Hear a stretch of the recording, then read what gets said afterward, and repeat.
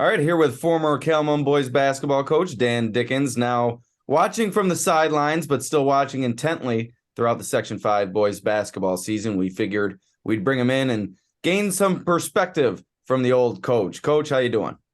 Doing great. Thanks, Alex. Now, it's a great time of year. Like I said, you have a different perspective on it this year, but the excitement's still building for you, I'm sure. You're ready to go out, watch some games come this week. We'll start off in Class B1. Batavia, the top seed. They earned that top seed this past week on the final day of the regular season. A win over Greece Olympia, a Newark loss, bumped Batavia to the top seed. They now sit atop the mountain in that classification. What's your perspective on this classification? You have Newark, a quality team. They've been jockeying for position with Batavia, Bishop Kearney, and Pale Mac throughout the season in terms of that number 1, number 2 seed. It really looks like those four are in a race for the Class B1 title. Well, I think you have like two different halves of this, the bracket. You have the Finger Lakes East teams all on the one side. And when you look at how they did during the year, most of their losses are against each other. So even though Newark is the 2 seed, Pale Mac is split with them and they're the 3. And then you have Waterloo, who also has some quality wins against Newark as well, and Geneva, who is another solid team with a lot of athletes. So that Finger Lakes East side is going to be interesting. And then you've got Batavia, the 1 seed, a great job by Coach Brasky again this year, looking at Bishop Kearney possibly in the semis, or Virtus. I think Livonia, Chris Coyle's a pretty darn good player, and they play hard, but I'm just not sure they're going to have the athletes to keep up with Batavia. So I've got that semifinal of Batavia and Bishop Kearney just being one of the best games in the tournament. And then the winner of that's going to have a pretty solid Finger Lakes East team. Whoever comes out of that other side of the bracket, the goodness kid for Pale Mac is a special player. And Newark's got a couple big guys with Steve and Howard, who are also solid players. So I think it's going to be a great bracket. I think, Batavia was missing Carter McFallon's, I believe, when they played BK the first time. So also when we talk about sectionals, you talk about like experience, and BK's got an 8th and a 9th grader in their starting lineup.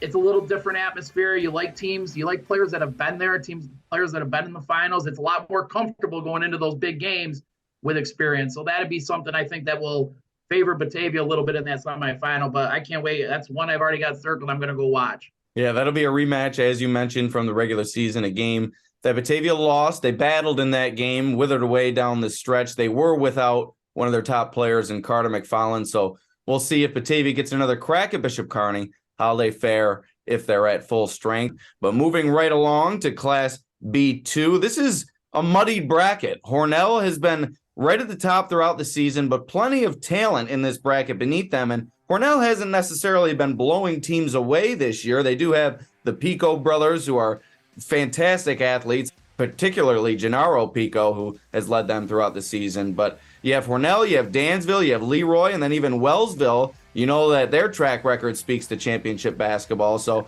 how do you see Class B2 shaking out? You even have Bath Haverling and Attica a little bit down lower.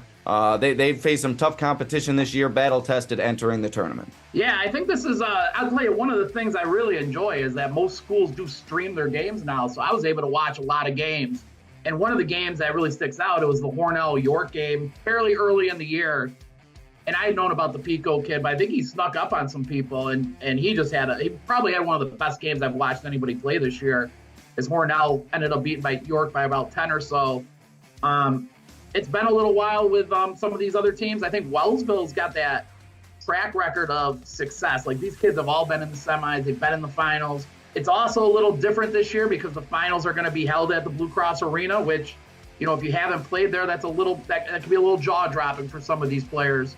I know when we got there the first couple times, it's a lot to take in. And the next few years when we went back, it was a lot easier. I think we would a lot more composure, players and coaches. It's coaches as well. But when we look at this B2, I think, as Hornell with Minders, if they can get by them, Minders seems to be playing a little bit better right now.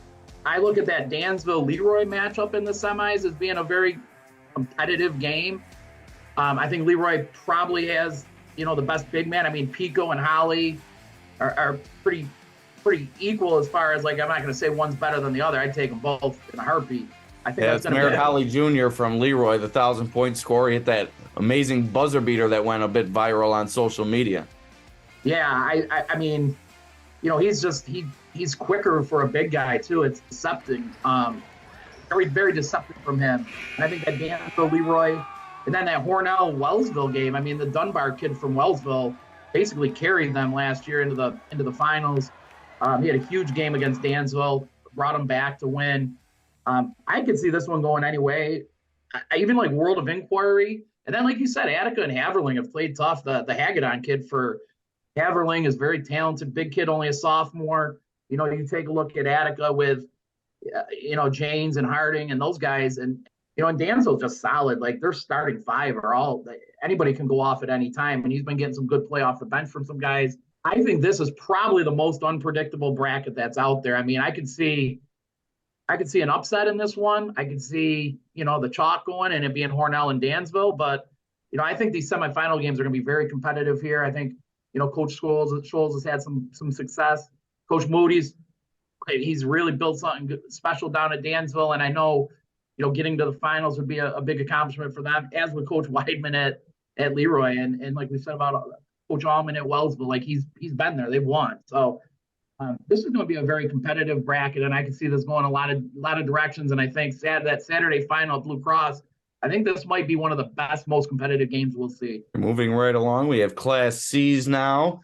And Class C's, there's 3 different classifications within Class C.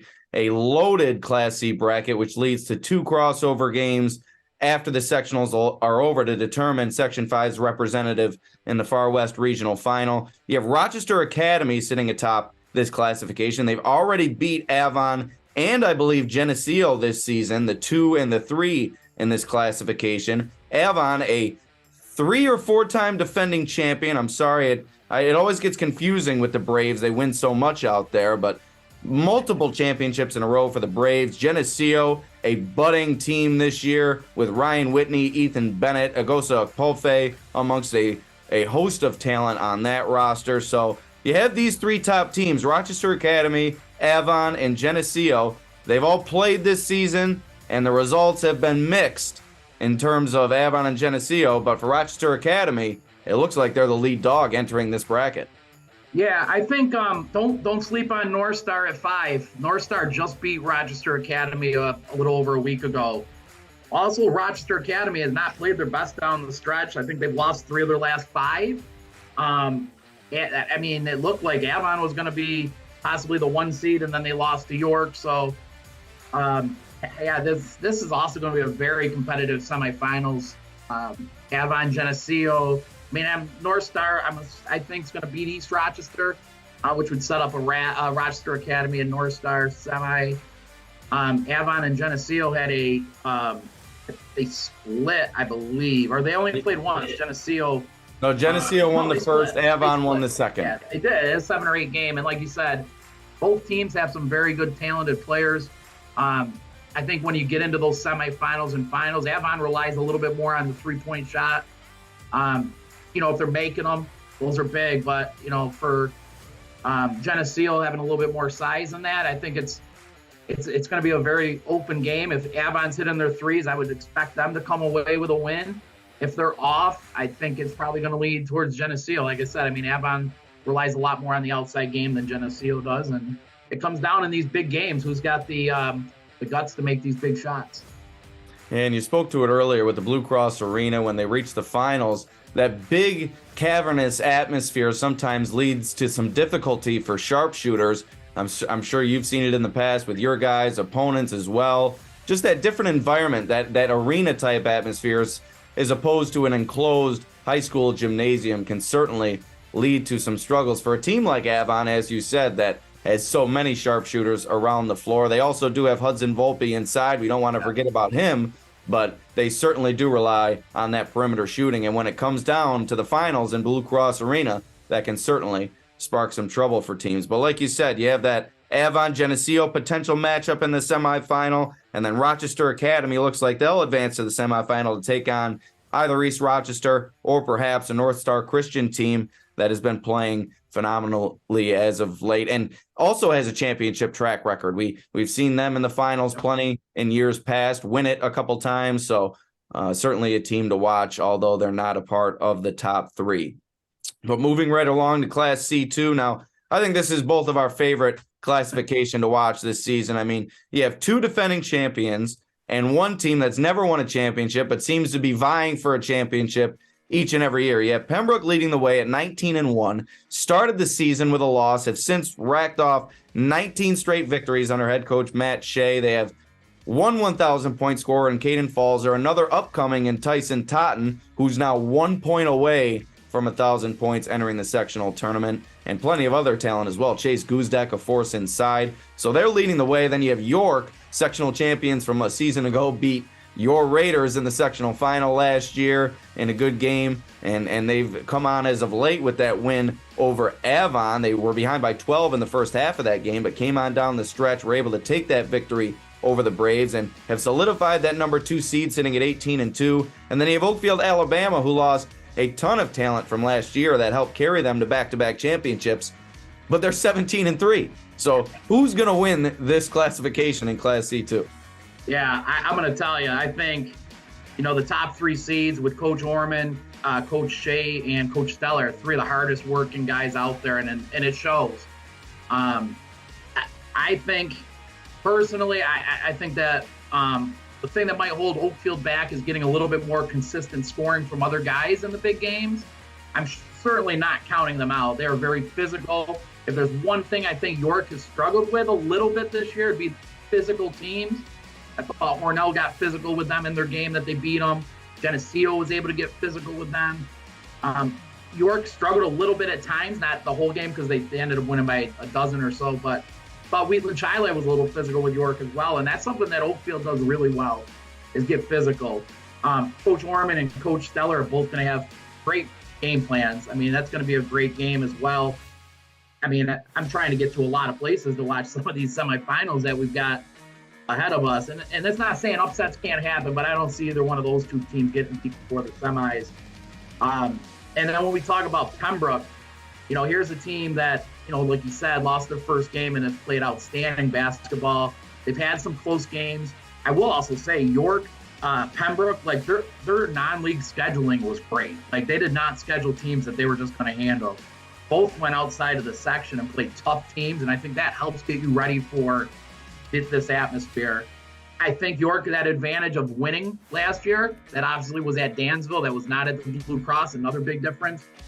Coach Shea had Pembroke in the finals a few years ago when they lost to North Star. If it stays the course and it's Pembroke and York, I think, I don't want to, I know both of these coaches real well. I know how hard they work. I think you just have to give the advantage to York a little bit here because they've won. These kids have won. They've been in that situation. And I'm not going against Pembroke. I mean, Falzer and Totten are both 1,000-point scorers. Guzdak, Johnny Searles played great for them this year. Ferraro's been big. The Dulski kids played really well. One thing that could be a big difference maker is foul trouble in sectionals. And in the C's, you typically don't have as deep as teams as you do in the A's and the B's. But foul trouble would be a big thing for any of these teams here. I don't think any of them go too deep on the bench. I think there's a pretty good drop off once they get past their 6th or 7th man for all 3 of these teams in C2. Another great game for Friday night. Can't wait. Yeah, this is going to be interesting. I mean, you have those top 3 teams. It seems like all 3 of those teams have kind of been on a collision course to meet one another in the semis and the finals all season long. So excited to see that. Now, moving on to Class C3, another local team with a chance at a title. Number 2, Byron Burgeon under Coach of the Year, Roxanne Noeth. They put forth quite the year, 18-2. They've really rolled through their Genesee Region League competition. They did have a tough defeat at the hands of Pembroke, but looking up at a Lions team that you're familiar with, you've played over the years before you stepped away as head coach. You met them in the crossover game a couple of years ago, a great game that you came out on top in overtime. You know Coach Schott, you know Coach Noeth, you know these 2 teams. How do you see C3 shaking out with South Seneca, Warsaw, Cuba Rushford, and then a sleeper, Wheatland Chili at number 6? Yeah, I was going to say Wheatland Chili. I think Wheatland Chili and Burgeon are going to meet for a 3rd time in the semis. Finger Lakes West, not as strong as it's been in the past. South Seneca, nothing to take anything away from them. Winning 17 games is quite the accomplishment. I think Wheeling Chiley is just going to be a little bit more battle tested. It puts them on course for Byron Virgin there. They played a 1-point game, 2-point game last time. Virgin coming away, so the field, play a team 3 times. It's tough the third time. Usually the better team typically wins. That's just like a crutch people use. But that bottom half is going to be very interesting. Like I said, Coach Noet's done a great job. The starting 5 for Virgin has all contributed throughout the season. Wheeling Chiley starting to get some of their guys back too. Terry Bailey Henshaw, one of the top players in this bracket, missed quite a bit of time, as did another starter for them. You saw Jaden Schwani brought and really step his game up in their absence, and Leighton Williams is a very good guard as well. So, you take the starting 5 from Virgin, healthy Wheeling Chiley, I think that's got the makings for another great semifinal game, assuming both get there. And then, like you said, Lions, the J.C. Walkers, as talented of a kid you'll see in Class C. Warsaw possibly meeting them in the semis. Warsaw is a very athletic. You saw them battle York a few weeks ago. Very athletic, very physical. I mean, Coach Fenstermaker's done a great job, turning that around. I think you get a little consistency. Warsaw, I think they went through like 6 or 7 different head coaches in my 21 years, maybe even more, to be honest with you. And I think, you get somebody that's going to be there for the long haul, and you just can kind of set those roots and set the culture for your program. And he's done a great job. They have a very good JV team. When we look at this C3, I think Lions is going to be a tough out. I mean, they probably have the best win of the year in all Section 5. They went and beat Aquinas by 20-something. I mean, that's probably the biggest statement win of the season, and convincingly. So it's going to be a tough out with them. But, I think that, Friday night, all 3 of these C games can be very good, very entertaining games. And fortunately, Coach Storza at Warsaw, the head of the Section 5 committee, he already promised me a courtside front row seat. So everybody get a good look at my bald spot up top. You got a little pull there. That's nice to hear. All right, moving on to Class D. We'll run through these quickly. Yep. Not a lot of local teams involved, but we do have a few.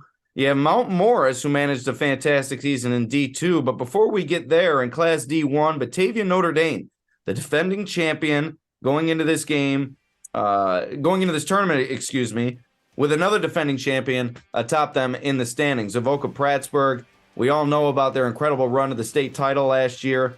They've followed that up with an 18-2 record and the top seed in Class D1 entering the tournament. Fillmore is between Notre Dame and AP, but if I were a betting man, I would say that you'd find BND and AP in the final come March the 3rd. Yeah, I think that's what this is looking at. I mean, Coach Crouch at Fillmore. Excuse me, March the 4th. March the 4th, excuse me. Yeah, that's Saturday. Coach Crouch does a good job at Fillmore, but you take a look at their wins. Maybe a stretch saying your best wins are against Bolivar, Richburg. That's, Notre Dame's went out, beat Oakfield, beat Wheatland, beat a good Geneseo team by 15 points. It just shows the talent Notre Dame can have. Now, that's something they're going to need. They're going to need to play great against Avoca Prattsburgh if they do meet in the finals. You take a look at Avoca Prattsburgh's losses are to York and the Lions. They also go out and try to schedule tough out of their league games. I'm sure not many non-league teams want to play Avoca Prattsburgh, so they definitely have to go up a class in order to get some of those games. Yeah, absolutely. And Coach Orman at York he loves the competition. I mean, he went and played Randolph this year. Right. They'll show that they'll play them. And Lions lost to Avoca Prattsburgh last year. So it's a good little rematch for them. They took care of business. I think they won by 40. So I think we're looking at Avoca Notre Dame. Maybe the upsets, maybe Keswick over Hack in the quarters. Keswick's got Brian Flanagan's a big kid, tough matchup for them. I think that could be one that we might see here. Other than that, I see this going pretty much, I don't see many upsets here. Yeah, I'm looking at Avoca Prattsburgh and Batavia Notre Dame in the final. I'd be surprised if we see anything different. But Class D2, this is kind of up in the air. Jasper Troupsburg has played fantastic all year. They're 17-3. Mount Morris nipping at their heels at number 2 at 14-6. And then you have a bunch of teams with sub-500 records, but Elba sitting there at number 4. They've played a battle-tested schedule in the Genesee region against a lot of these quality teams, and 6-14, but they could be a sleeper in this Class D2 bracket. not many teams here. I mean, you take a look at JT and Mount Morris. I mean, they've played a lot of the same teams. Mount Morris, most of their non-leagues come from down in the Steuben County. Very similar scores throughout the year with their common opponents. I think I just don't see many upsets here. I mean, I almost think this is going to go just according to seeds. Elba probably can give JT a little run if they play well. They do have the athletes. They do have some guys that can play, but we know Coach Zambito had the guys fired up. That'd be a great win, great upset for them. But, Mount Morris, I don't see anybody beating Mount Morris to the finals. So whether it's JT, whether it's Elba, that's what I see happening. Like I said, it's kind of interesting at the Class D level with so many small school leagues involved, and a lot of these leagues on a year-to-year basis go up and down in terms of their quality and level of play. So that's something to follow in terms of following along with the team's overall record and matching those things up to see who has the best chance moving forward. Elba plays a lot of tough teams throughout the year. I think they play Oakfield twice. They play Notre Dame twice. So a lot of tough games throughout the season, and that's led to a tough record. But they have Connor Scott. They have a couple other guys that have the potential to get going, Angelo Penna inside. So if they can get it going for a couple games, I think they could possibly make a run. But it should be interesting overall. I mean, this is an exciting time of year. We've discussed all the small school brackets. That's what we focus on here at the Batavia Daily News, and it really should be an exciting stretch of games. I'd like to thank Coach Dan Dickens for joining us, and we'll see him out on the court.